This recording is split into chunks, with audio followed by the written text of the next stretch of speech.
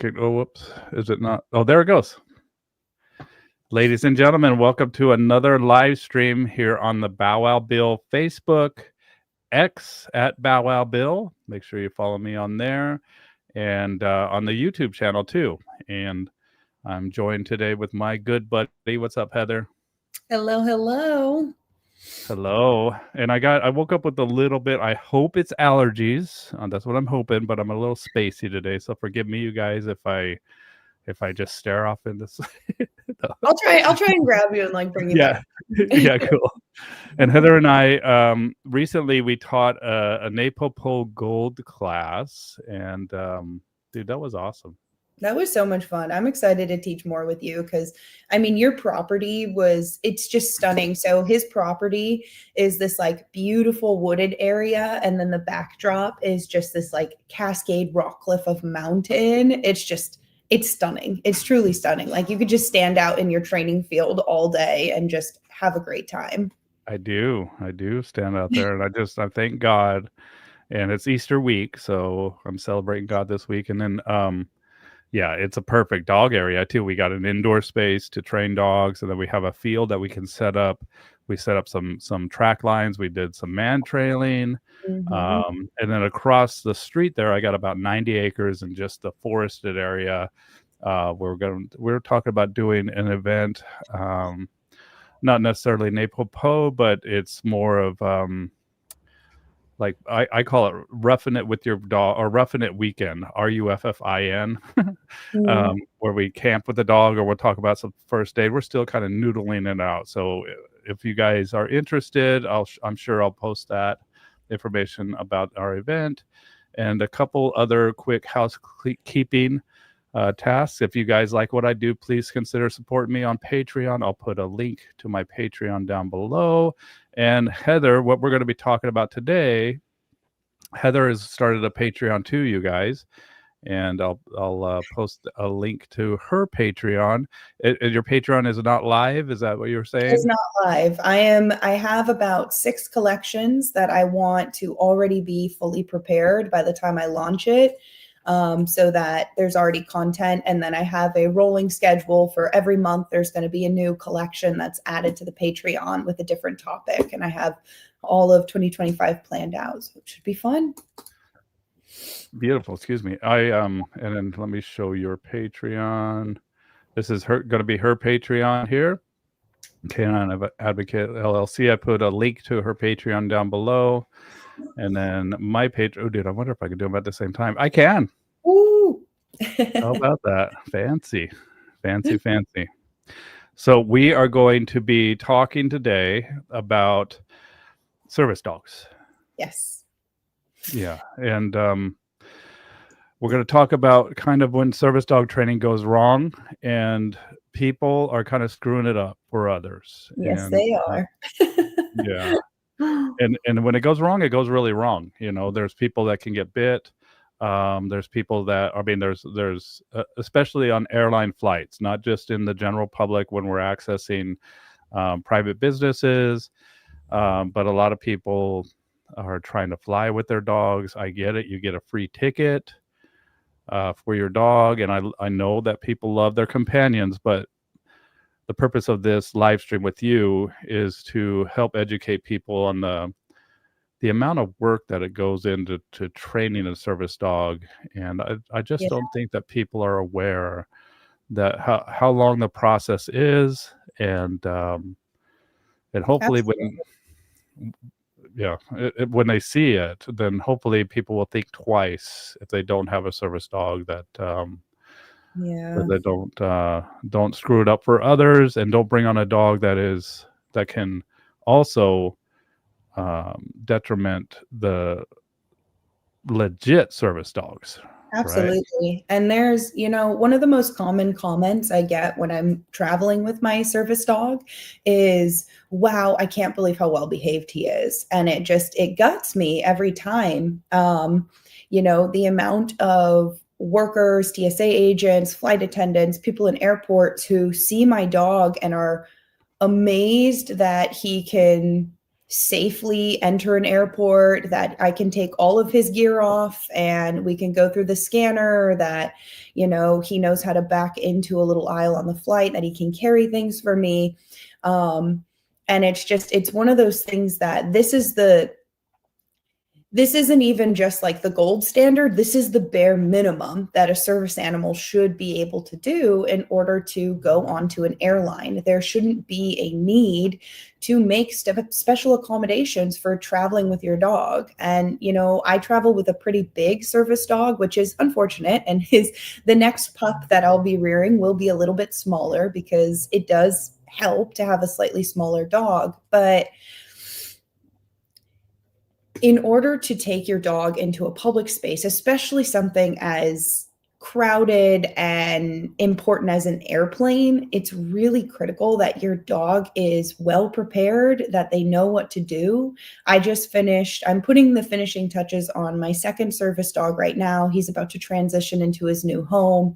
And he has now done 4 successful flights with me. And the last flight that he did was the first time I asked him to task on the plane during takeoff, because I wanted to see where we were at, and we had no issue. But it takes about 2 years, sometimes longer, to fully train a dog. And in that time, it's not 2 years of just hanging out with this animal. It's 2 years of they are either in their kennel, or they're out working, or they're in an environment where they can't pick up bad habits. Because when you're rearing this dog, it's really critical that you follow all of the process steps of how to specifically rear a service dog. And I have those all written out. We can talk about them if you guys want. But I also want to talk really quick about the worst case scenario, what I've seen on flights when I'm traveling with my dog. And then some of the articles that Bill has sent where we've seen what happens when flying with a service animal goes incorrect. So the worst that I have ever seen, the top 2 for me, Simcoe has flown now, I can't even count the number of times. Too many. My dog has flown too many times for me to keep track of, because I travel for a living. We were on a flight back from, I think it was Missouri. We were coming back from a silver school, and there was a dog, another service animal on the plane on a flexi, that had left its seat and had gone down the center aisle. And when a flight attendant tried to usher it back to its seat, it bit the flight attendant.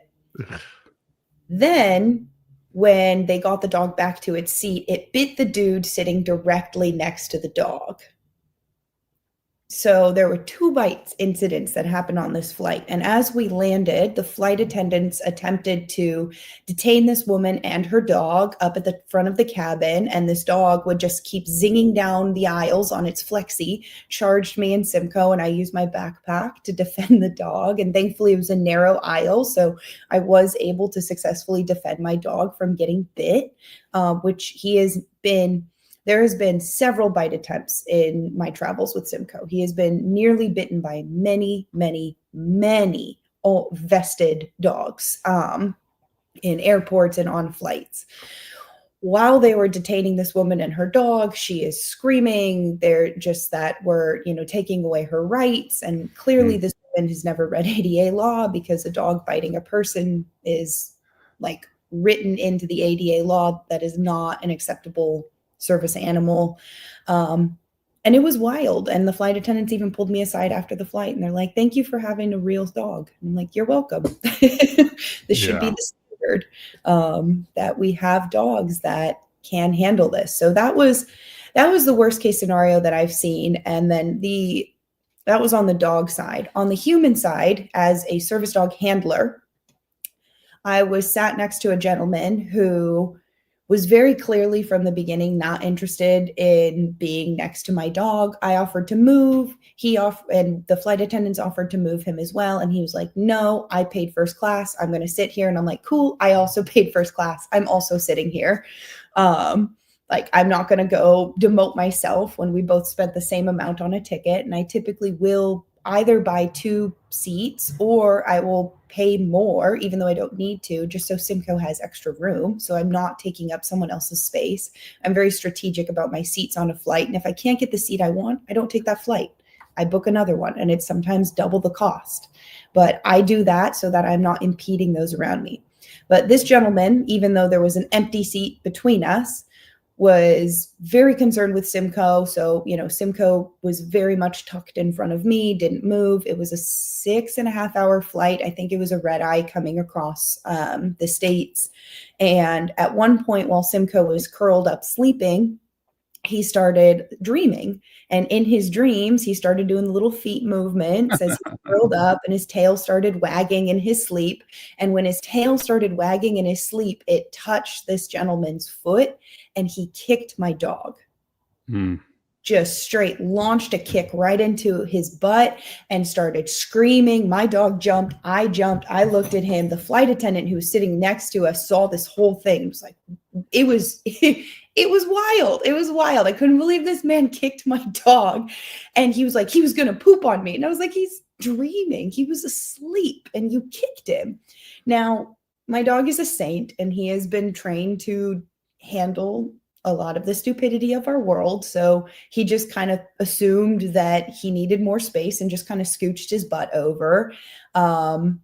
And yeah, that was another one of the worst case scenarios, was this gentleman kicking my dog because he was dreaming. Yeah, a lot of people, we think that, the more people like dogs that really don't. And yeah, that's an issue too. I mean, the other issue, I've broken up a fight in SeaTac with the guy that had a service dog that was parading around in a vest, and the dog obviously wasn't a service dog, because when another service dog walked by him, the dog lunged and went after him, to a point in this old man, he lost the hold of the leash. And so I was able to step right in and grab the leash, break up the dog. I mean, before it became really bad, and gave the handler the dog. And another thing to remember too is, like, look, we're in an establishment, and there's these fake service dog spotters. Like, if you go on YouTube, it's a pretty big clickbait type of subject, where you can find people that just go around and confront others that have a service dog that is not obviously a service dog. I didn't know this.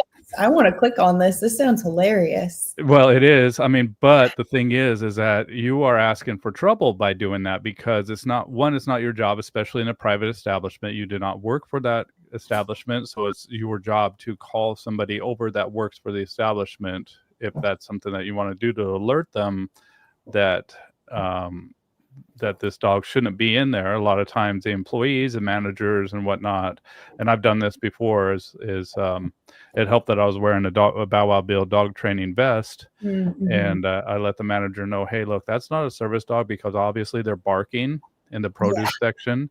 And nice. Look at my, here, I wonder if I can do, I don't know. But anyway, and so you have to alert somebody that actually works for the establishment. Don't take it upon yourself to confront people, because that can be a bad thing.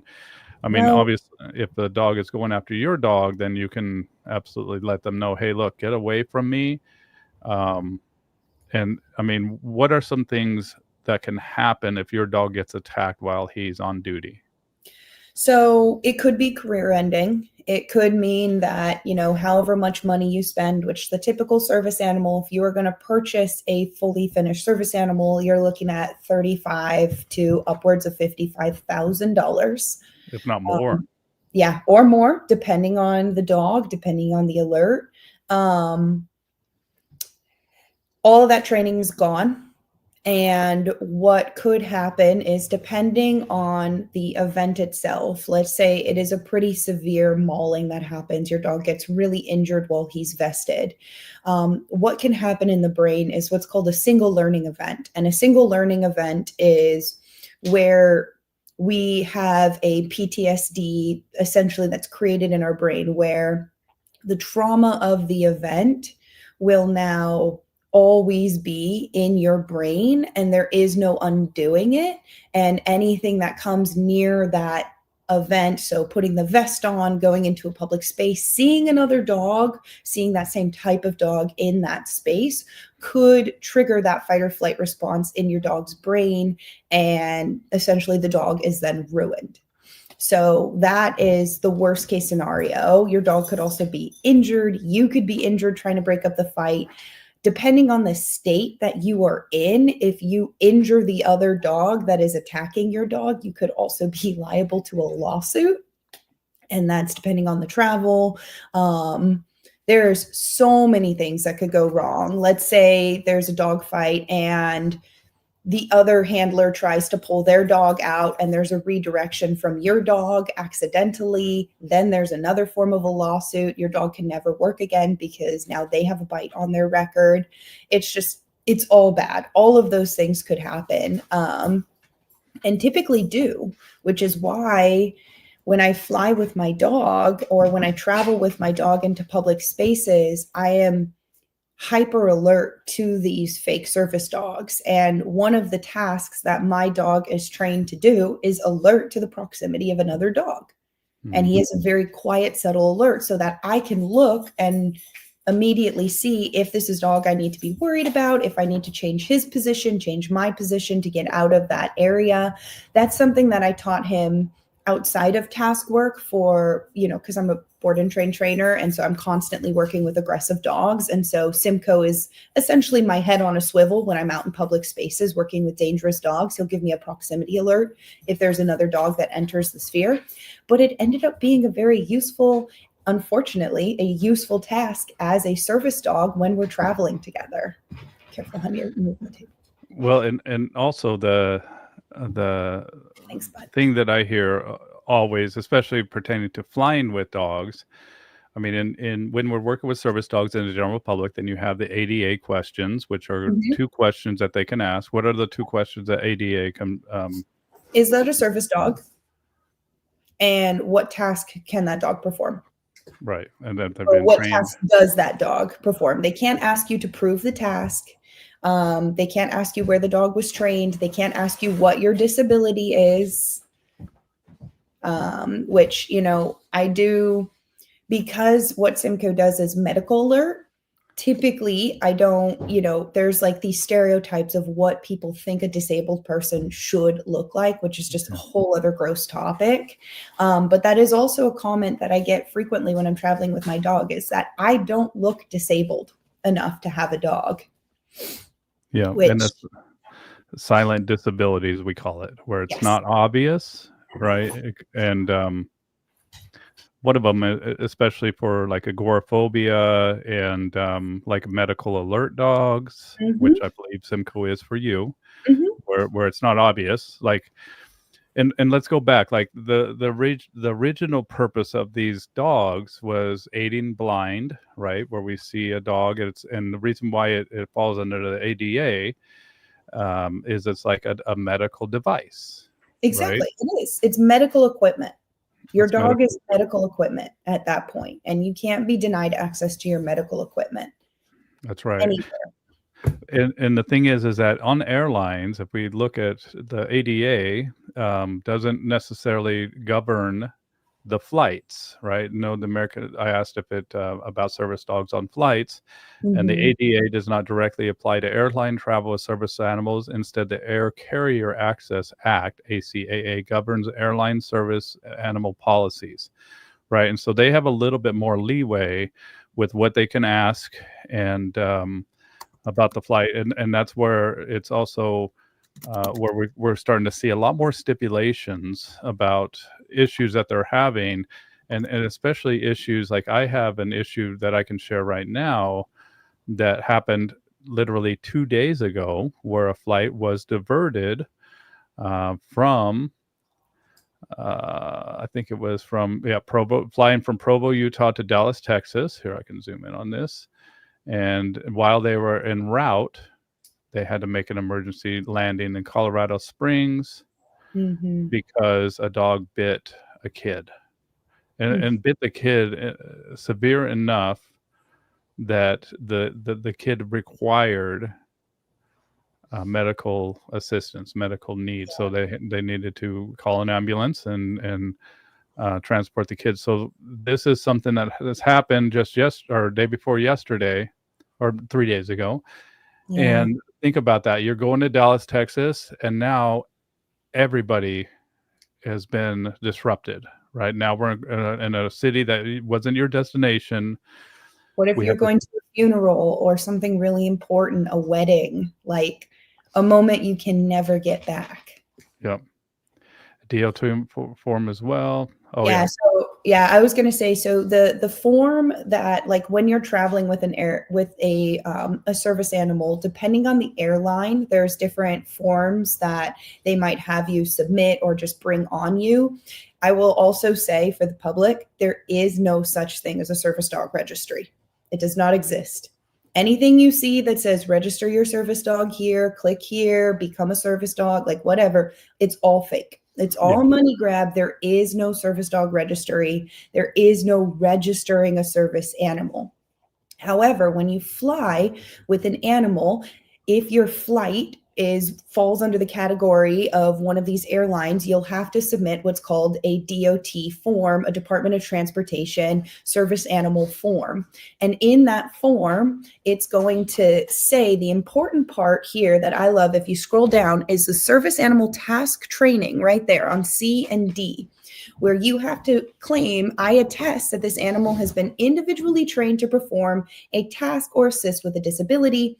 And then you have to name the task trainer or training organization and give the phone number.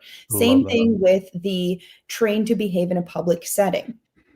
So here is where I think we could potentially have a little bit more control. I'm hesitant to say too much control, because typically the people making laws are not dog trainers and they don't know what they're doing. They're lawmakers. But if you put on there I attest that Canine Advocate LLC has trained my service dog. I attest that Canine Advocate LLC has done my public access training, and that dog goes onto a flight and bites somebody or messes on the plane or does something inappropriate on that airline, it falls back on the organization that trained the dog as well as the handler. I think that's where we need to start, is we need to have some way for organizations to become accredited. And I know there's some organizations that do have service dog accreditation, but we need some way to hold those training organizations accountable for it. It's also why I have only signed for about, 4 dogs. 4 dogs in my lifetime have the Canine Advocate stamp of approval, because I know without a doubt none of those dogs are going to do anything inappropriate on an airplane. But people who just reach out to me because they want me to make their dog a service dog and just, hey, will you sign my DOT form? I actually did catch someone one time who I denied I denied putting my name on their paperwork, so they forged it and ended up putting me anyways. And so I did report them to the Department of Transportation, and they were revoked. But that's one of the steps that airlines are taking to try and cut back on the amount of fake service dogs in airports. I like it, man. I like it because, one, it provides transparency for the airline, because like if we look, and it's a pretty big topic, like it's where we ask, is the airline responsible, right? And when they approve the dog, then the airline becomes like a part of the liability process, right? But now we have a chain of who is responsible. And dude, I can't even tell you how many people have called me and wanted to know, and I've never met their dog. And sometimes it's a friend of a friend that's like, oh, I know Bow Wow Bill. He's a dog trainer. Let me call him and have him sign off on your thing.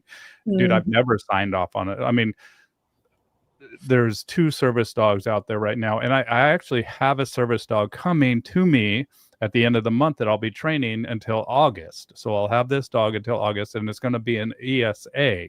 So it's not going to be a full-blown service dog. And guess what? I can't certify that dog, and I don't even know if that dog is going to make it through the program. Hopefully it will, That's a right? really important topic, is the dog's not even making it through the program. Yeah, and if there's something, the behavior that the dog exhibits, I gotta drop them from the program right then and there, man. Like, there's something, Absolutely. right? If a dog, for instance, like, if we have a service dog that's supposed to be guiding the blind, and the dog has a strong prey drive that chases a squirrel, when you're walking on the sidewalk and a squirrel is running across the street on a busy road, and the dog neglects their duties as a service dog and chooses to chase after the squirrel because of intrinsic desire that is baked in, then we're putting that person who is blind, who is put essentially the life of their life into the dog, the hands of the Absolutely. paws of the dog. Yes, um, absolutely. and the dog exhibits the behavior that could detriment their health. I gotta drop them from the program right away. And Absolutely. sometimes those dogs make really good pet dogs, right? And so it's a program that once I've had dogs come to me, a lot of them that have come to me that are failed service dogs, right? And I Mhm. love it because it Oh, they're tells great me, pets. yeah, they're great pets and they've had some form of training, a good foundation. It's just one thing that maybe they dropped out, and sometimes you make it all the way up to the end of the program and then something happens that it just doesn't, we got to drop them. And Absolutely. that's the truth of this stuff. Like, and so if you want to get into the work, you've invested a lot of time, energy into this dog, and they're not going to make it. They're not making the Yeah. cut. And that's why there are so many steps to having a service dog, and also why I am a firm believer in the person who will be the handler for the dog not being the person who rears that dog. Now, I will make an exception for certain things. Like, I will rear my own next service dog, but that's because I'm a professional and I've done this. This will be my sixth service dog that I have reared and trained through. But we run into a lot of issues when we get clients who bring us a dog. They say, "Hey, I got this puppy. I want to make it my service dog."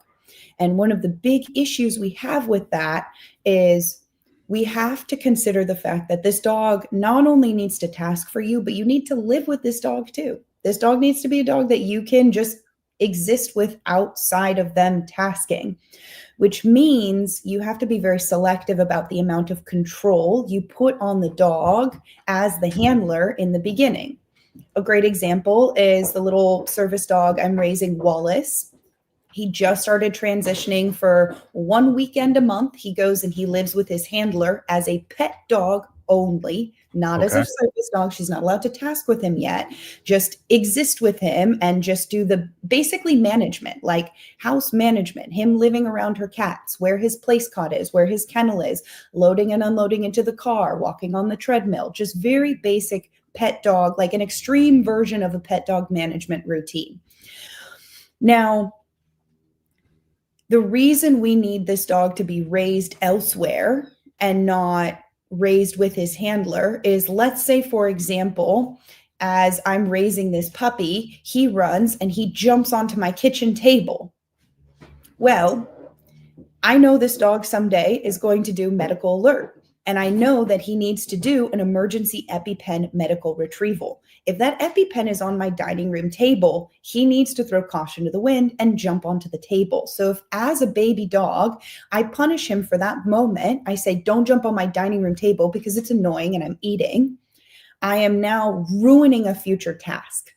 So raising a service dog is kind of like raising a feral monster in the beginning. Like, you have to just let them Yeah. explore their environment, and just, sometimes you just look at what they're doing and you're like, I'm going to clean that later, but you need to be able to do this. And at some point you might need to jump onto my kitchen table and grab an EpiPen and come flying back to me. So I have Yes. to let that go. But I can't expect my future handler to let that go. Yeah, and sometimes you might even praise it in a way, like, you might encourage it, like, Oh, I and it's, do. yeah. Yeah, and that's so some people, it's just like, what do you it's like counterintuitive, a lot of this stuff, but we're Yes, taking the motivation to do that, and then we're mhm, structuring it into a task. And one absolutely. thing to remember too is that when you're out tasking your dog, that is the majority of the time that you are with your dog is not tasking, is existing Exactly. with your dog. That is the main life, right? Probably 80/20, I would assume. Like Yeah, 80% is you just being and existing with your dog, and 20% is tasking. If not, I mean, depending on the dog and what you're it depends doing on the day to day. Yeah, yeah, depends. like a mobility dog might task more often than a medical alert dog, which means that your medical alert dog needs to be a dog that you can coexist with for most of their life, that they're just not an annoying dog to live with. And in the initial stages of rearing that service dog, yes, you have to let them jump on your kitchen table or do whatever nonsense. Like, I remember there was a brief moment where I had taught Wallace how to open cupboards. But I had not cued him. It had not been put to a cue yet. So he would just, it was like chaos. Like there was one time I didn't latch his kennel door all the way. And there was a treat and train sitting in the middle of my dog room. And I didn't notice for about 15 minutes that the kennel door wasn't latched. My dog came out of the kennel, saw the treat and train, and just like a tornado hit my dog room, opened every cupboard, moved every object from point A to point B, started putting things in trash, started pulling things out of trash, he grabbed his medical alert bag and shoved it into the mouth of the treat and train like 10 times. And he couldn't figure out how to make it go off. But, you have to just kind of let them be chaotic for a bit, because there's also a developmental marker where now we have accountability. And I can't ask for accountability out of a baby animal. Yeah. Just developmentally, they're not prepared to have that accountability. And so I can't tell him now's not the time to go open the cupboard without running the risk of him thinking that opening the cupboard is always a no. And you have to just let him exist. Let them exist. In fact, you had and this is a treat and train I put up on the screen for those that are listening. This, and those that don't know about this, this is one of the best training tools ever invented, and it's a form One of of the operant. best. Yeah, where the you have a remote in your hand, and it toot, and it lets out a treat, and then the dog starts to explore different activities, being creative on what they can do to get that treat dispensed.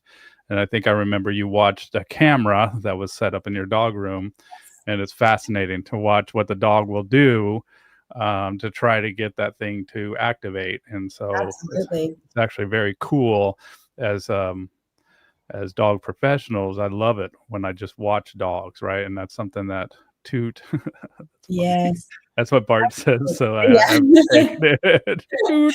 Well, it's also a really important training tool for training a service dog, because you take yourself out of the training. You can create this concept of intrinsic reward, that the dog is bringing about a reward for themselves that I am not a part of, which when you have a service animal, one of my favorite ways that Bart Bellin ever described having a service animal was they need to be obediently disobedient.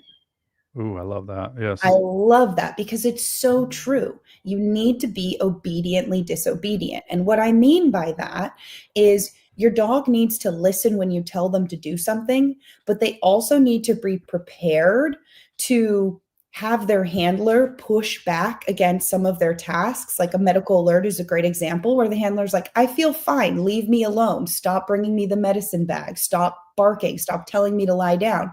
You need a dog that is disobedient enough to say, no, screw you. You need to sit down. You need to take your medicine. You need to whatever, insert task here, and Yes. continue to push and push and push until they get what they want. And so the treat and train is a really good way for making that obedient disobedience, because it is the behavior itself that the dog is feeling as though is creating the reward. The behavior is what is creating that reward, not the handler. That's right. And that shows, also illustrates the importance of not correcting a dog, even if they're being persistent like that, because if you are having a medical alert, or or a Mhm. medical issue that you are not aware of yet, hasn't manifested itself into physical reality, then the dog, there's certain precursors that happen, especially with diabetics, especially with epileptic dogs, and different things that Or that allergy happen. dogs. Allergy dogs, right? That there's a nut allergy or something in this room. The Mhm. dog's pushing you out or alerting you, and you haven't found that, but it's something that the dog is aware of. And that's what the beautiful thing about these service dogs is, Yeah. that we are still scratching on the surface of what the dogs are capable of. And that just goes to show you, us humans are sometimes really dumb, and in thinking that we know it all, right, and that we're in control of this dog. But there is a form of individualism. I love the obediently disobedient. Same thing, like I've heard Bart talk about, like, your house is on fire. Dog is barking, and you're like, no, you correct the dog, and the dog is insistent. And then Yeah. you notice that your house is on fire, the roof is on fire or something, and you're just like, oh my gosh, good dog. Like, I'm so Exactly. sorry. Yeah, I've um, had that moment with Simcoe before. The last bad flare up I had that landed me in the hospital for a couple of days, I ended up being hospitalized. I didn't listen to my dog. It was like 2 in the morning. He woke me up, and I was like, bad dog. Like, I scolded him. I was like, how dare you wake me up? I was sleeping. yeah. And then I kicked him out of my bedroom, and he sat on the other side of the door, and he went into, and if you've ever heard his bark and hold, you know it's loud. He went into a bark and hold on the other end of the door, just bah, bah, bah, bah. And I'd open the door, and he'd literally hightail it out of there because he knew a correction was coming. And I'd like, where are you? Like, I was so mad at him. He'd shut the door and he'd come right back up to it. Bah, bah, bah, bah. Well, moral of the story, listen to your dog, because after that, I got mad at him and I kenneled him. And then 3 hours later, I had one of the worst flare ups I've ever had. Mm. And I was in the hospital for 3 days. And had I listened to him the first time, I probably would have avoided the whole cascade of events. But yeah, that I learned a lot about my dog and myself in that moment, and I have never second guessed him. I have never second guessed him from that moment on. I trust him. But that also brings up another tricky topic, if you want to touch on it, which is specifically dogs that are trained for anxiety, or for panic attacks. How the to do and the don't do when you have a dog that is trained for that particular type of alert. So I have seen in my career dogs who are trained for, and also really trained, like I've seen both the fake and the real service dogs who are trained to alert their handlers to an oncoming panic attack and add DBT, which is deep pressure therapy, or have some kind of event that happens after the alert to the panic attack. The thing Soothing, you have, huh? like soothing, like Exactly. soothing Like tasks. soothing and petting the dog. That's right. So I want you to consider something. When you pet your dog, there's dopamine that happens on both ends. They get dopamine, you get dopamine. It feels good. Your dog likes to be touched. Here's the tricky thing. That is positive reinforcement at its baseline core. I'm adding something to a behavior that the dog wants to increase the likelihood of the behavior happening again. Now, here's where we run into a tricky scenario. What is to stop that dog from giving you a false alert because it wants the soothing dopamine of being stroked in that moment? So if you have a dog with any sort of anxiety, or is just lacking that environmental stability that is required to be a service animal, they will give you false alerts, and you will reward those false alerts by touching your dog. And so that is one of the trickiest tasks, I think, to teach, not because it's a hard task to teach, but because it's a really hard task to specifically isolate the difference between, I have a social dog that wants to be touched, and so it's giving me an alert, and it's giving me an alert. Yes. It's tricky. It's really tricky. And so I typically, when I do have a dog that I'm task training for deep pressure therapy or to alert to a panic attack or to stop self-harm, I don't allow the owner or the person, the handler, whoever, to have touching the dog be the solution to whatever problem they're facing. The Yeah. dog is alerting you that it is your turn to act. And so you have to work with a therapist or a psychiatrist or with a healthcare professional to create a cascade that happens after that alert. Because just touching the dog to fix your anxiety or petting the dog to fix a panic attack is a very dangerous, dangerous way to go about that particular alert unless you really know what you're looking for and you're a very skilled handler at reading body language. Yeah, and it's a slippery slope to It's false just alerts to get the dopamine fix instead of actual tasking, and it could exacerbate the problem, I think, too, oh, right? Especially absolutely. with anxiety. Um, and the other thing with anxiety too, and agoraphobics or anything that have a panic disorder like this, Mhm. I have to remind my people, like, look, you just having a dog is going to bring about more attention to you Yeah, naturally in the real world, and I need you to realize that. Like, if you are absolutely. somebody that is anxious about others, and then you are gonna you it's no doubt you are gonna have people come up, "Can I pet your dog?" Oh my god, like, they're gonna have 0 clue, and it's gonna Zero. bring about more focus onto you by Yes, bringing this service animal into public and having the animal task for you. So is that something that you are, 1, aware of, and 2, is that something that you're capable of mitigating and capable of managing? And is that going to just cause another series of panic attacks for you, right? absolutely. So Absolutely. And it's tricky, bringing a dog into a public space. It's different depending on the country that you're in and also very different depending on the area of the United States that you're in. But depending on the area, a dog in public is seen as it's seen as public property. And people will just take liberties to just use your dog to make themselves feel good. yeah, Um, and it's very tricky. It's one of the reasons I don't let people touch my dog when he's wearing his vest. I've made a couple, like maybe a handful of times in my time working with Sim, I've allowed someone to touch him or pet him or whatever while he's wearing his vest. One example was there was a kid having a meltdown on a plane next to me, okay. and I just let him touch my dog because Sim didn't mind. I didn't mind. The mom was very grateful. Everybody on the plane was very grateful because that kid had cried for like 3 hours leading up to just touching my dog. Well, and But even if you don't allow it, I remember going to church with you, right? When you were here, yes. we had the feast day, and we went to church, and we were in a huge crowd of people, and I Mhm. turn around, and you're standing right next to me, and there's this little kid that is just he can't help himself. He's, like, touching his tail, and I Mhm. was letting you know, and you were like, "Dude, I know. Like, I know what's going on, Yeah. man. It's all good." Like, it's like, judging the times that you're gonna actually confront somebody. And there are Mm. people out there that are looking for a reaction. There's a people out there that are out for their own self-indulgences. Oh, well, let me pet that dog and looking Oh, at them.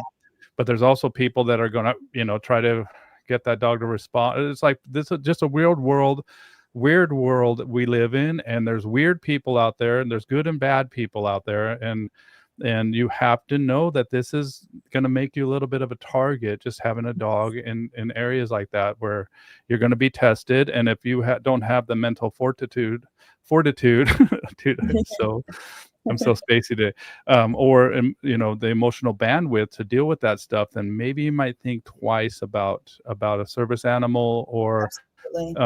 or have the animal, but have the animal more in the pet role, where when you're home or in private, that you can absolutely have a dog that will soothe you as well as you soothe that dog. And that's where this becomes truly an art, you guys. This is an art and a science. It's definitely science. That's the training aspect, the repetition, operant conditioning, classical conditioning, understanding, what to reinforce and what to not reinforce, and How to correct a dog. how to That's a correct a really dog, right? Punishment, effective punishment, right? A lot of people don't realize how to do that. Um, and it's a big subject, and that's why we can talk forever on this, but it's important, I think, to that we go over this stuff, because these are the things that, like, the subject of this talk is like, what nobody tells you yeah, about training service dogs, right? And if that's yeah, something that you want to get into, it's a wide scope of things to consider. And absolutely. And I'll, I mean, sorry, go ahead. no, go ahead. You go ahead. I'm going to go to the comments after you make what you Yeah, just. yeah. No, I'd love to hear if there's any other things that people want to talk about with the service dog world. But a couple other things that nobody really tells you about when it comes to training and rearing service dogs as well is the liability is massive. As a professional, if I am training a dog to perform a medical alert for someone, and that medical alert is the difference between life or death, the liability is massive. If my dog misses an alert, if they're not paying attention because some kid was playing with a toy or whatever, that's another thing to consider when getting into service dogs. And many people who want a service dog don't really know, they can't really say why they want a dog. They want it because they want it. It's very They like the idea of having this preconceived life with the animal, and a lot of this stuff is portrayed and curated with fake service dogs on social media. So it's like, absolutely. And some of the uglier, grosser parts of service dog ownerships. I don't know if anybody has ever been into a relief station in an airport for a dog, but it is disgusting. Airport dog relief stations are some of the most disgusting places I've ever been. Nobody cleans it. Nobody takes care of it. It's reeks. You can typically smell it coming down the hallway. But also, when you have a service dog, you can't just have a dog that tasks. There's a lot of little tiny things that your dog needs to be able to do immediately on cue in order to be successful as a service dog. A big one, going to the bathroom on cue. 1 and 2. Before my flight tomorrow morning with Simcoe, which takes off at 7 in the morning, he must go to the bathroom because it's a 4.5-hour flight followed by a 2-hour flight. Like, yes. we don't have wiggle room. I don't have time to walk you for 40 minutes around the block while you sniff the roses and decide whether or not to poop. You have to do it immediately. Yeah, And and same with drinking. That's a hard one. You have to have a dog that will drink on cue because you also have to control their intake of water depending on when your travel time is. And if you have a dog that sometimes you offer them water and they're like, I don't really feel like it right now. And the next time you're offering water is in 8 hours because of your flight or whatever travel, you're going to run into health issues with that dog. yeah, and fasting, like food, flight, Yep, denying that if you have, you have a whole schedule to consider here.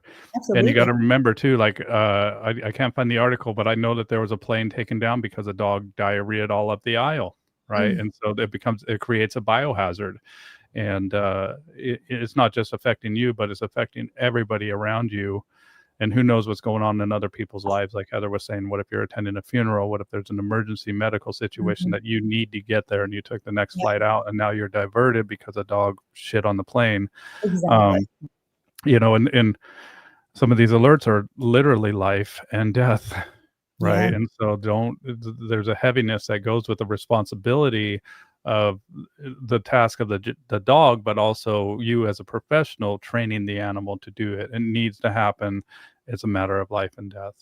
I'm gonna, absolutely.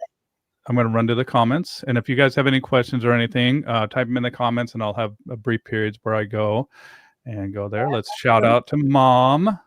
Hi, Mom.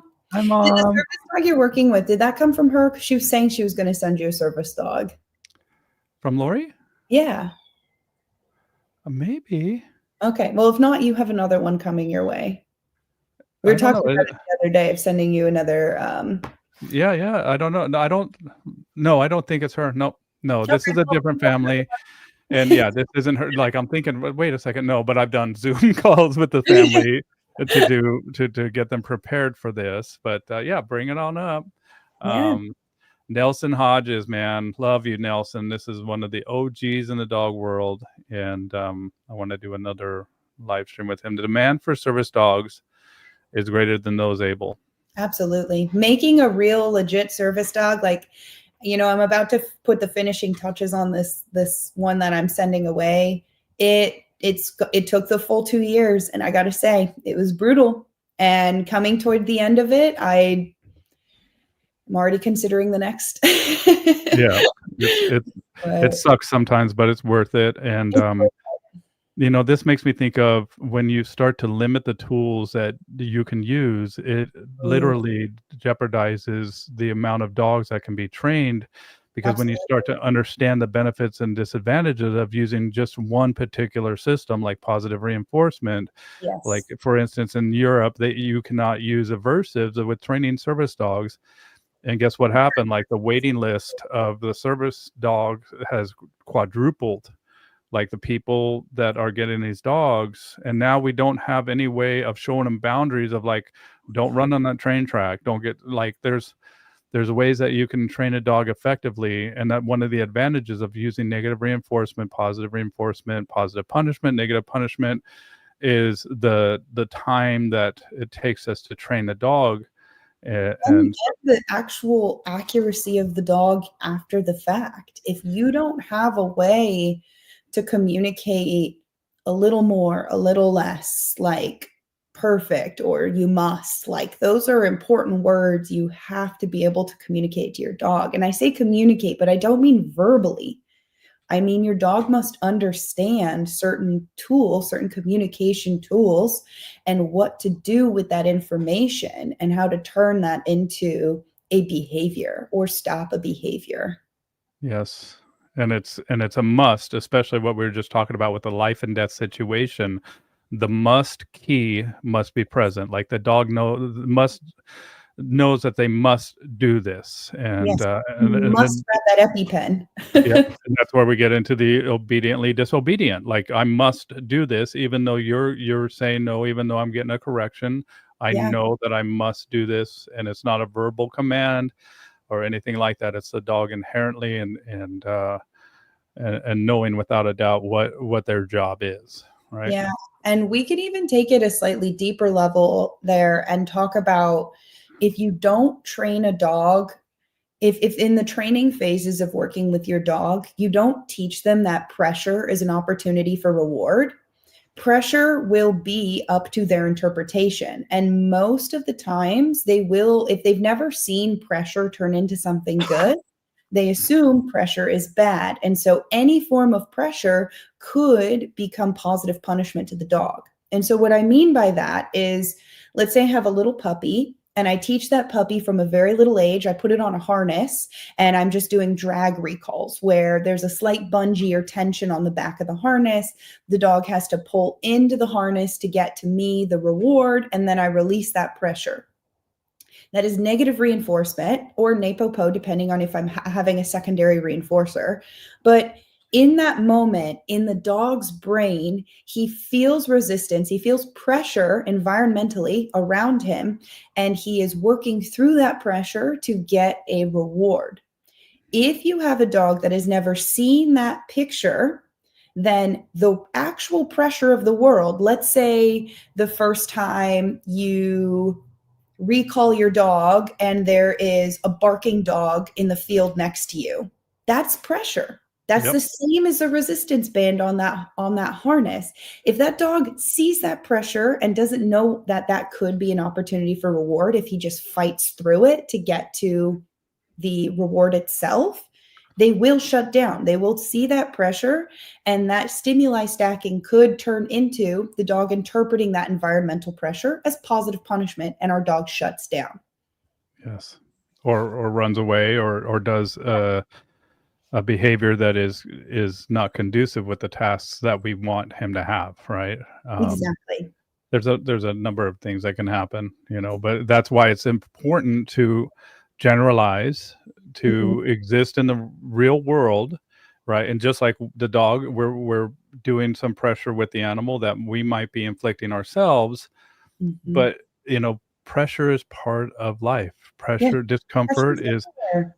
yeah, pressure's everywhere. Like somebody riding my ass on the highway, like That's somebody like, pressure. that's pressure. Like there's certain things that we're going to encounter in the world that if we don't know how to deal with it and be able to shrug it off, then or keep the task at hand, it's not healthy. It's not healthy for us as human beings, and it's not healthy for our dogs. So, Oh, and uh, psychologically, that is how we create a state of learned helplessness. And I know I made a broad scientific statement, so if anybody wants to fight me on that later, I've got 4 papers to send your way. we If got you're 4 papers interested. and a pair of boxing gloves for you. Yes. Yeah, no, that's it's honestly, service dogs aside, the epidemic of learned helplessness in our pet dogs is a whole other podcast we can do, because it's a big one, but it comes from us rearing dogs in a bubble where we never allow them to be uncomfortable, and we never allow them to work through discomforts to find reinforcement. And so our world is inherently uncomfortable for a dog. Yeah. It's not built for a dog. But like I said, that's a whole other topic. Yeah. Yeah, absolutely. And it's something, it's a degree of toughness, right? But it's a toughness that's a good toughness. That's not, like boxer Rocky all bloodied up or anything like that. It's No. a degree and incrementally built toughness that Yeah. we show the dog how to maintain confidence in a world that, our natural rhythm of our universe is chaos and order, man. We're going to encounter chaotic situations just like in an airport, um, Absolutely. or we're going to encounter calm. And just like my puppy sleeping, or my Yaya sleeping right below me. I got And below me j- too. just so you know, she's tooting audibly, like down below me. She's doing the, and I'm just like, whoa. I'm struggling over here with a little pressure as well from Yeah. my little stinky tutor down below. So let's go to the questions. We have a couple or 4 questions. Mini Christmas, Gina, bring it on. How do you mediate what happens after the dog has passed training? What if the handler puts the dog in repeated situations that may impact the dog behaviorally? Do you stay connected with the handler long term? Does a dog come back for assessments? Uh, Yes, yes, and go ahead. yeah. Yes. Yes. So what happens after the dog's past training? That's different depending on the organization you got your dog from, if it's a private trainer, if it's an organization. I know that um, a lot of organizations have a very quick turnaround where you show up, you interact with your dog for a day, like a 6-hour training, and then like that's your dog. Good job, good luck, have fun. Um, I take a lot more personal approach, and my handlers, if you do want a service dog from me, you have to work with me and get to a certain skill level that I deem appropriate for being a handler. You have to understand operant conditioning. You have to do lessons with me ahead of time, know how to train every task to a certain point so that you can handle troubleshooting when I'm not present. And then Mhm. there's a slow introduction into the home, and then the follow up where your dog needs to return to me. I'd say twice a year at minimum. I'd prefer to have it more often, but twice a year at minimum, either just the dog or you and the dog return to me so I can check on the maintenance, see any problems we're having. Because also, dogs change, just like people change. I wasn't the same person 5 years as I was 5 years ago. I'm not going to be the same person 5 years from now. Our dogs developmentally, a 2-year-old dog is drastically mentally different than a 4-year-old, is different than a 6-year-old, is different than an 8-year-old. And you have to also make sure that you are giving that animal the ability to mature and grow and continue its education throughout its whole lifespan. Yeah, and also informing my clients of the no-nos. Don't do this. Don't Yes. do this. Like, definitely instilling with them the wireframe of like operant conditioning and all that stuff, working with me, doing some stuff that is homework, but and red flags too of like, in a situation, how to deal with, people being idiots, or how to, um, you know, to deal with deterioration of commands, Yeah. right? There's yeah, definitely keeping the relationship. So this is a commitment as a trainer, right? That you are going to be having a lifelong relationship with this client, the life of that dog, retirement age, expectancy of how long this dog will be working, how often the dog's going to be working, um, and also just what to do when things go wrong. Mhm. That is the troubleshooting aspect of it. I had a dog that um, was taught to carry, go under, and what happened was the lady was getting into her. She was in a wheelchair. She was getting into her apartment. There's a little lift, and she was going to unlock the door, and she dropped her keys. The keys went under the lift. Mm. And so she couldn't lower the lift to get her key. There was a lot of things that couldn't happen, and so she took it upon herself to give the dog the under command, and then pick it up, and then bring it to me. And so she was able to mitigate it, and she was so proud of it. Like, she That's was so proud amazing. of, right, of being able to troubleshoot this stuff, and I'm proud of her too. And it's Yeah. like, this is awesome. Now we Yeah. do have some technologies available to us, like in the form of video and Zoom meetings and stuff like that, where we can have check-ins. But yeah, absolutely, we are. And if the handler keeps on putting them in repeated situations, right? We want to be advocates for our dogs. We want to be advocates for our handlers, but we also want to be accountable, right? We want to be Absolutely. accountable, hold them accountable, and be like, dude, what are you doing? This. You're not supposed to be doing this stuff. This is going to impede the training that I've done. It's going to wipe it away if you continue this, or if you even do it in the first place. Yeah. So there's a lot to talk about. And I And also tell them, like, text me if you have an issue. If it's something that is pretty simple, I'm going to text you right back. If not, then you're going to see a Zoom, or a plane flight, or yeah, something that's going to exactly. require more. Well, and also, I mean, you have to stick firm to your boundaries if you're getting into the service world. And once I've paired a dog and a handler, I'm not going to pull the dog from that handler, but if they're not going to follow my instructions, I say congratulations, you have one of the best behaved pet dogs on the planet. That's But right. if you're not following the steps, if you're not doing the homework, and if you're not listening to the cues and how I give them to you, and you're not working with your dog in the way that I taught you to work with your dog, great. You can keep that dog. You have a very well-trained pet. Enjoy your pet. But Yeah. I will not continue to allow that dog to be a service animal. And also, what you're just talking about with that dog going under the lift and kind of chaining that entire behavior together.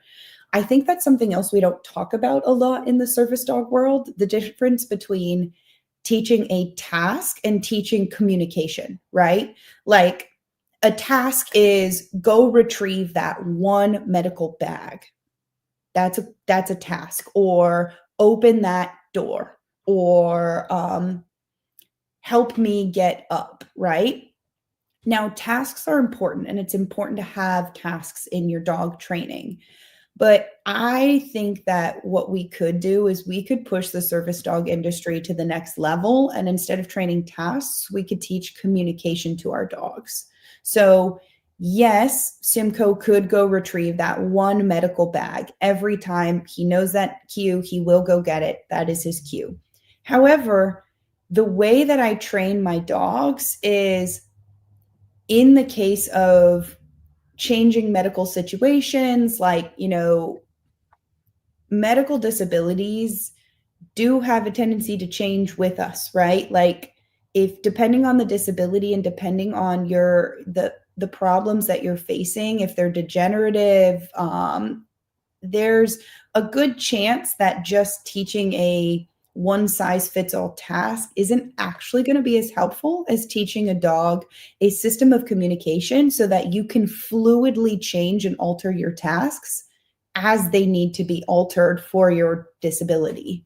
And I want to be able to, instead of just go get that medical bag, have my dog, go get a specific item that maybe he's never retrieved, but have enough communication built with my dog ahead of time that I can direct him to that object, tell him how to interact with that object, and then have him retrieve that object, or maybe don't. And you can also turn it into a game. I remember when you were staying with me, what would we say to Oh, it's Simcoe? make sure he Oh, doesn't hit me. It's bring me something. Okay, good. He right, slept through it. right. So this is a game, and I thought that was really cool, man, to It's a fun see. game. Yeah, and so it challenges the dog to be creative, and still we have the task of bringing me something, picking up and bringing it to Mhm. me. Now it's the dog's choice. I think he brought me your wallet. He did. He does like to give my wallet out. He also brought Eloise my wallet. Yeah, he just so this game, it's just a fun game that we play with Simcoe. There was one point in time that he accidentally went viral on TikTok while he was with a sitter. Um, and she asked him to bring her things, and he ended up bringing her soy sauce or something ridiculous, and then went viral on TikTok. And so I was like, yeah, that's funny, let's turn it into like a fun throwaway cue. And so for anybody hanging out with Simcoe, if you ask him to bring you something, you just say, bring me something, he will put a lot of thought and And you can intent, see him. He's like, and he will scope your entire space and decide what is the something that I don't know if it's something he thinks you will value or something he values, but he will bring you a random object. And it's pretty funny the kind of things that he might bring you.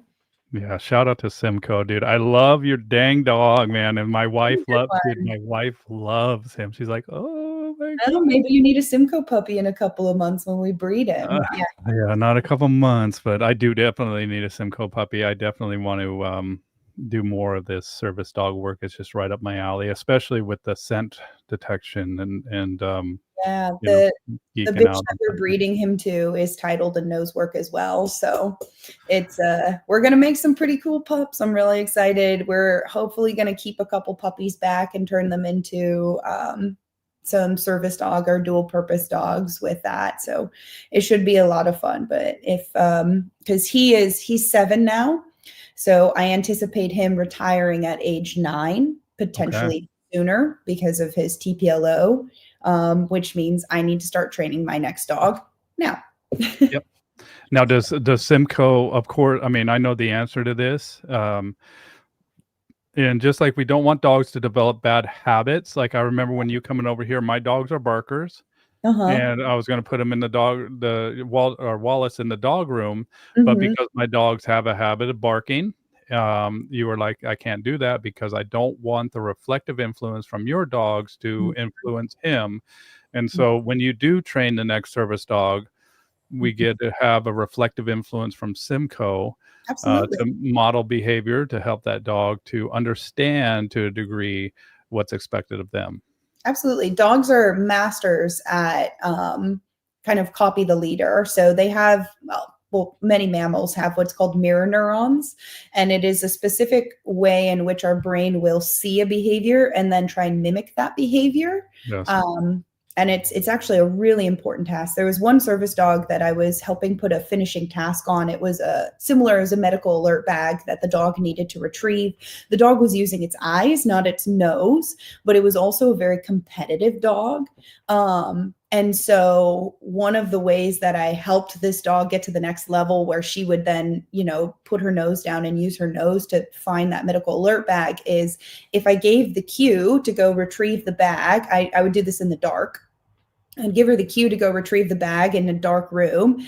And if she gave up or returned to me without the bag, I would send Simcoe to go retrieve that bag and then feed him her dinner and jackpot him right there. It took once.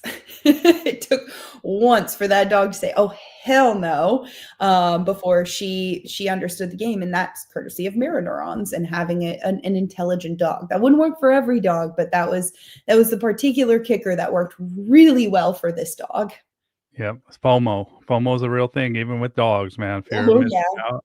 And I do that for dogs that come to me and they're not eating. They'll like sniff the bowl and then walk away. And I'm like, all right, you guys go ahead. And my dogs are like, "Grrr," Oh little yeah.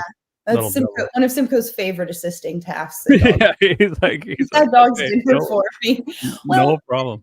if you think about it, if you're existentially feeding your dog from a training bag, right? That's like a Mary Poppins bag. In your dog's mind, it always has food in it, because if I offer you a handful from that bag and you don't take it and it goes back into the bag, cool.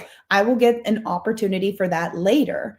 But every dog understands that food going into the mouth of another dog is no longer an option. That food is like gone forever. It's a very powerful training tool, as long as you don't have, resource guarding, and you have to know what you're doing in order to do this, but it is a very powerful training tool. Absolutely. And you can see the dogs going, what's wrong? I didn't know. Yeah, Michael Bishop, man. What's up, Michael? Beauty and the Beast. How dare you call Heather the Beast? I think Sorry. you're one of my favorite people. How dare you, Michael? But thank you. I am a very good much. beast. Yeah, you're a beautiful beast, Bill. You got, Bill's the beauty. I am the beast. I mean, if you kick my service dog, you will see the beast. Yeah. Nelson, when people ask, I take the mode of educating them about a service dog in a working mode, and they should not be disturbed. Absolutely. You better believe it. I mean, you can have do not pet, do not disturb, all the patches on that, and they're still coming up and petting. Oh, look who's here. Jacqueline. Hello. Love you, Jacqueline. Love the sleeve, man. She just got this new sleeve, and congratulations on the nationals. I want to do a live stream with you, Jacqueline. Again, we'll talk about your journey. Jacqueline's been here as well. Love you, Jacqueline, and so proud of you. She's a wonderful person. I am so excited to see her, and we're actually, one of the things we're hoping to plan at some point is a service dog trip to Disneyland, because Disney is one of those private organizations that is currently trying to roundabout ADA laws and not allow access for service animals based on personal bias. You basically have to make a phone call to someone and they determine if you actually have a legit dog or not, or a legit disability, which is a massive, massive breach of your HIPAA law and your ability to keep those disabilities personal and private. But yeah, at some point, keep on the lookout for that. We'll be doing a task dog, a service dog sit-in at Disneyland at some point. Yeah, and it's also, I mean, I gotta say it, but I think that some of these is people pretending to have service dogs, man. It's ruining it for the rest of us, right? So this is why we're having these conversations. Like, don't do that shit, man. Like, take the time. There's a lot of effort that goes into this. Hi, Heather. Stacy says she doesn't say hi to me. Yeah, I got to meet her at a seminar that I did down in California with Ellie and Owen, two trainers down in Livermore that are fantastic trainers. It's a seminar on drives and channeling pet dog drives into good things and not trying to just tell your dog, never do this, because that never works. Never have prey drive. Yeah, that's not a solution. But true behavior modification comes from channeling drives. But she was an awesome person. We got to meet at that seminar. Yeah, you can curate that which is in the dog. And if the dog is exhibiting this behavior, might as well transmute it into something that is beneficial and correlative to your life, instead of trying to extinguish that, if it's even possible. What's up, Abby? Abby, hey, Abby, I was on an interview with Nate Schomer, and that will be airing tomorrow. And I posted up a video of your dogs at the vet in the dopamine box getting the vaccination. So I shouted you out on that as well towards the end of the interview. So check that out. And thank you. Y'all should do multiple day school and service dog training. Well, consider, I think that you already have that. When are the dates of your next class for service dogs, since we're talking about it? That's a good thing to know that I don't know off the top of my head. Hang on one second. I will be doing a service dog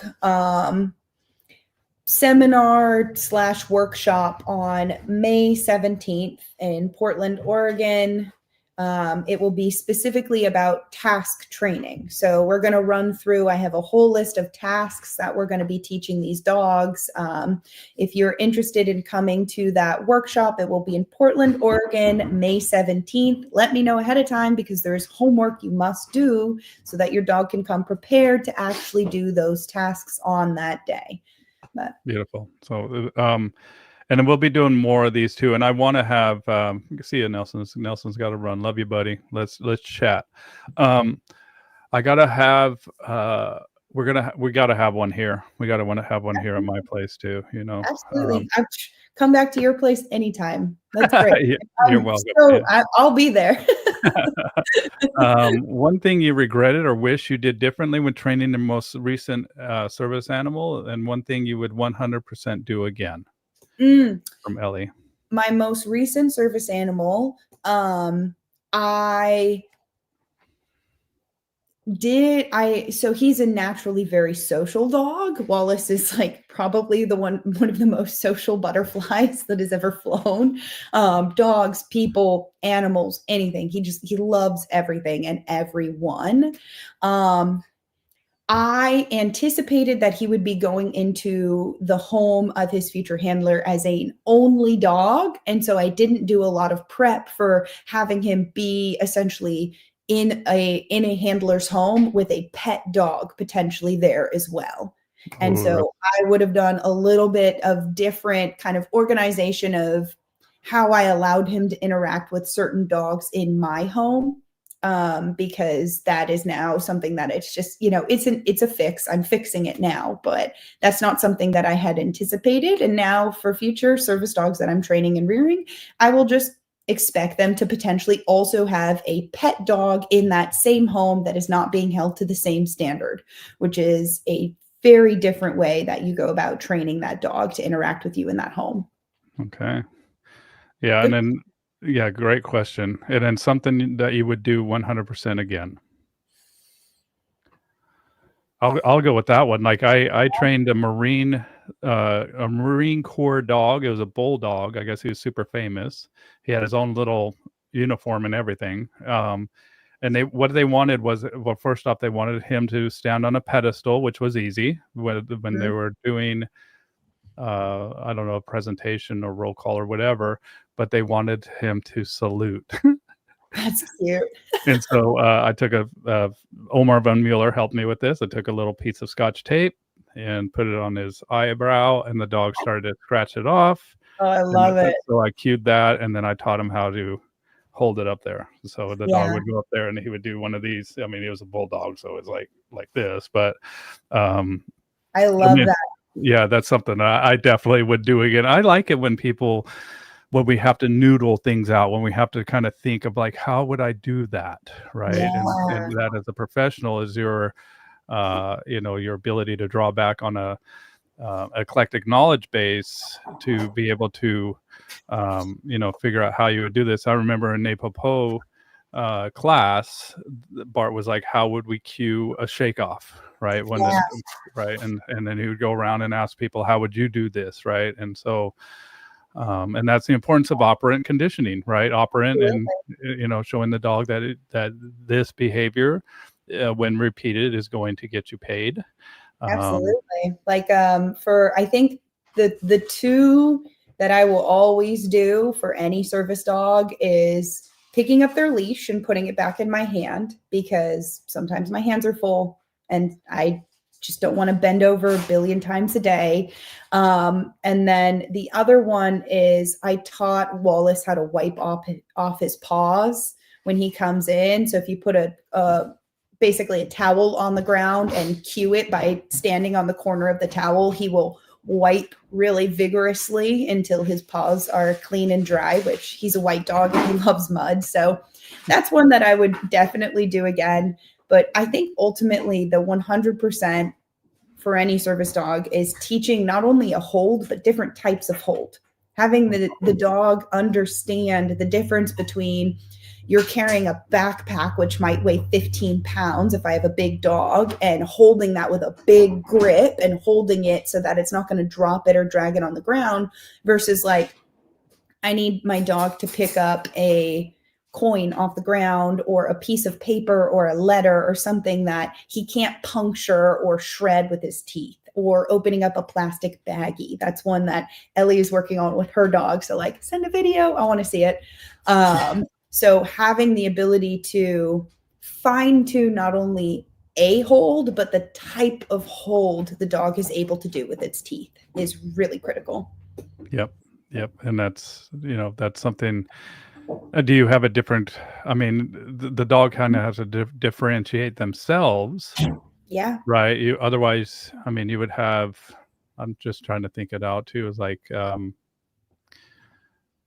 for like a stronger hold, would you give a command for that, or I would. So I can do it really quick with Simcoe. Okay, and then that will actually get us to our next. Show us the dog doing something. Yeah, I can show you my dog doing something. All right, buddy. Let's see if I can. And Ellie, I love your picture, Ellie. So it's great to see you on here. Oh yeah, the type of holds is so important. All right, let me just angle this in a way that you can see my dog. All right. Hi, bud. I know you were totally sleeping. All right. So an example. Oh God, this might be too heavy. This is a bag of kitty litter. Yeah, I'm going to put you on by yourself, but I'm still here and can hold you or can hear you. Okay. Okay. So this is a very heavy bag of cat litter. So for this type of hold, what I would ask him to do is called a big hold. Big hold. Big hold. So he has to hold it. I know this might be too heavy. Big hold. Good boy. So I'm holding him up because he's holding the bag up. But that is about 5, maybe 6 pounds of cat litter. Drop. Helping him out a little bit. Yeah. So that's an example of a big hold versus I have a receipt paper here. Sit. If you can. I know it's hard for you. Oh, so yeah, I want him to hold this receipt paper without puncturing it. So for that, I would say teeth.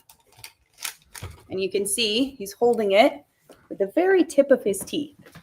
Let me scoot him around. So he's not actually got the paper in his mouth. Drop. And you can see he held that without puncturing it. Beautiful. So that's an example. Hi. Yes, you're wonderful. Boy. I love you, buddy. He's so perfect. He's such a good dog. Yeah, you're a good kid. Yeah.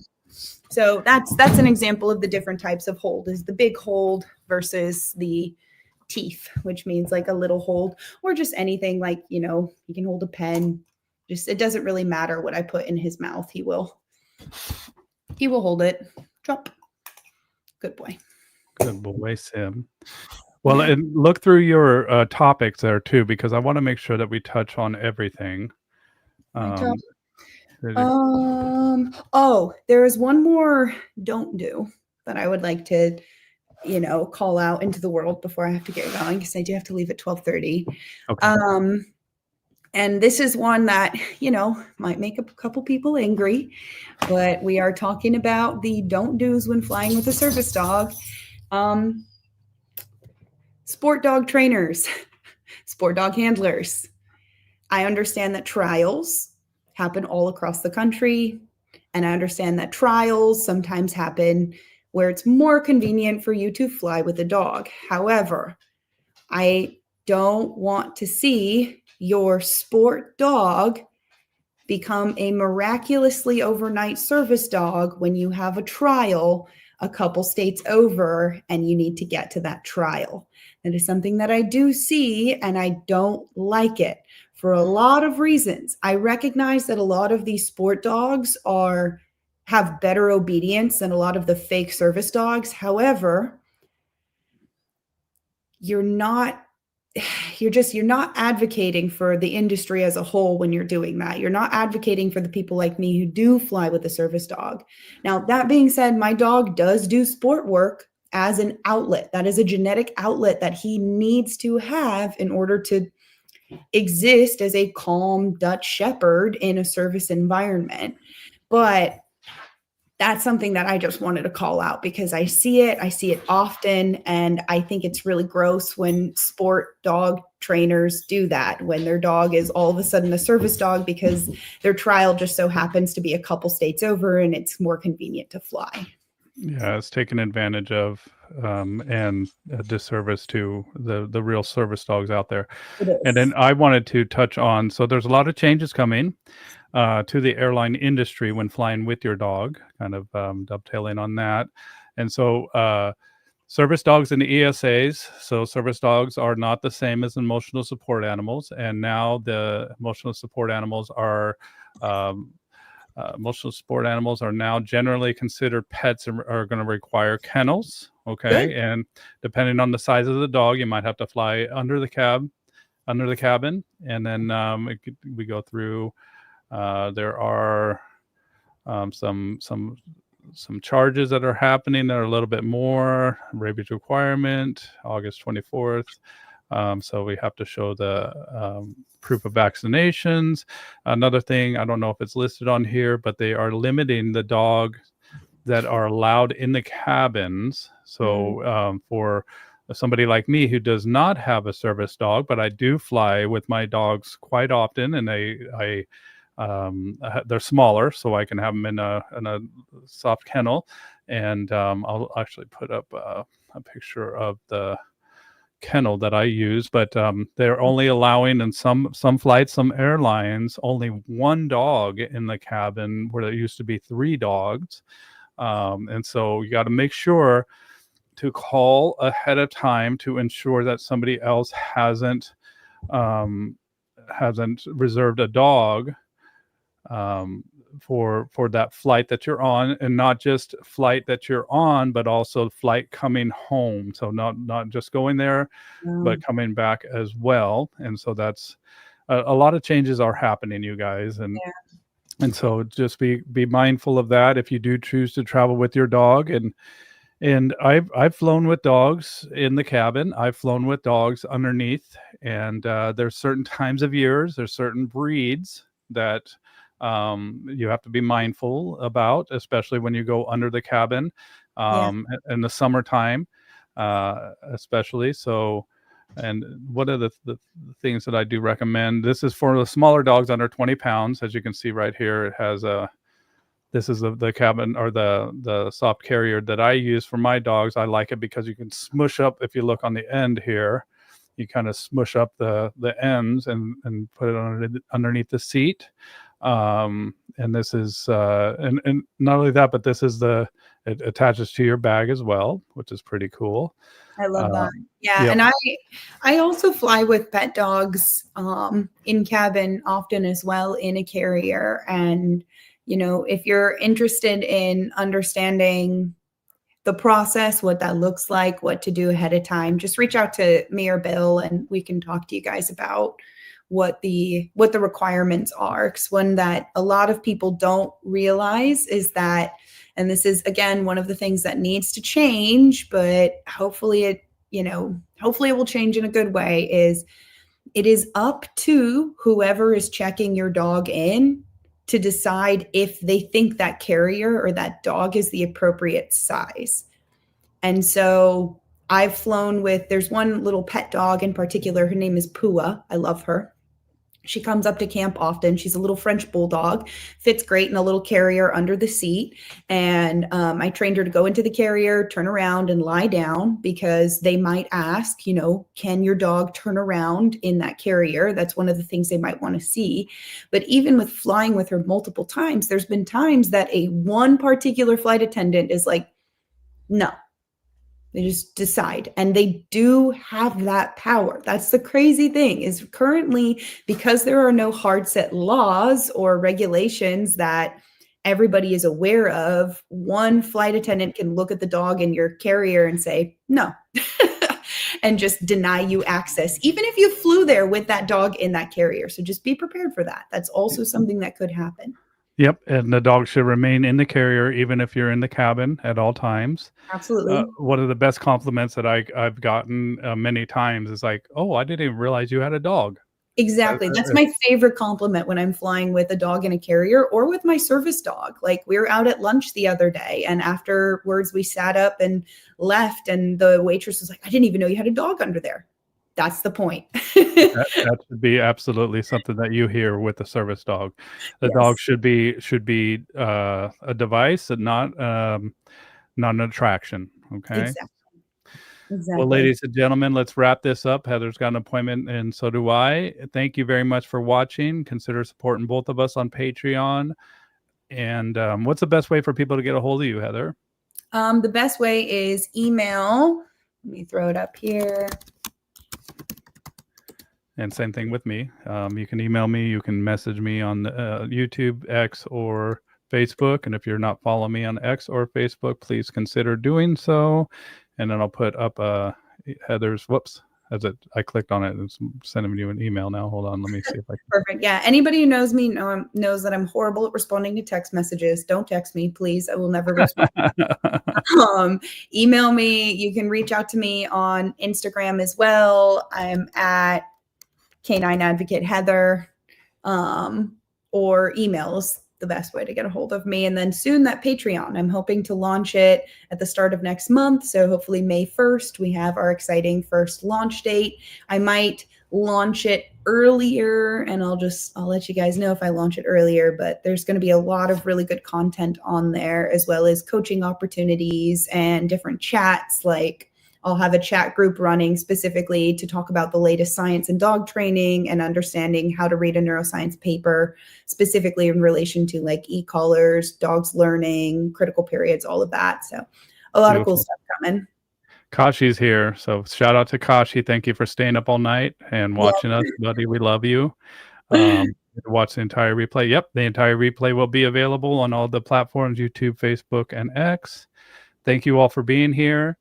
And we'll see you on the next one. I'm doing next week. I got a couple more of these planned. I'm going to be doing more and more of these, you guys. So, and I just signed up Pat Nolan. So Pat Nolan's going to be coming on. We're working on a date in June. That dude's traveling all over the place. So I'm super excited. And hopefully Michael Ellis as well.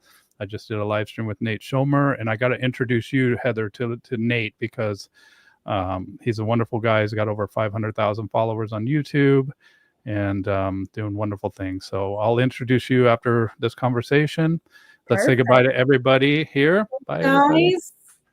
And have a wonderful day. I'll say goodbye to you in the studio.